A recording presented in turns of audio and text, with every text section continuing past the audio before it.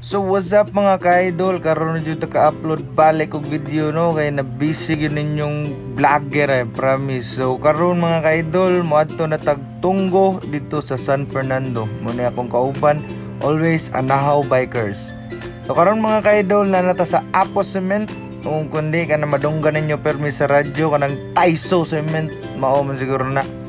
Diha luyo diha na diha ang tunggo. So mga ka-idol, kaning time na mainit man ni pahuwel up daplin sa tagamay kay dako kan truck dahil taon.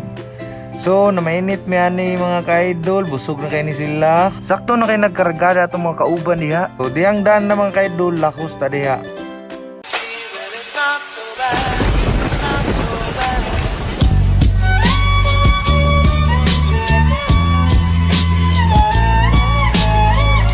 Charkig pina-edit sa mga effect ba, mga wa-effect ba. So mga ka-idol, lindot kinag-view diha. So karon abot na ta diri mga ka-idol, mo na ni ang I Love Tunggo.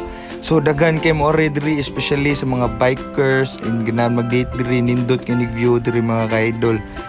So kani makita ninyo no, overlooking kini siya, makita niyong kabukiran sa San Fernando.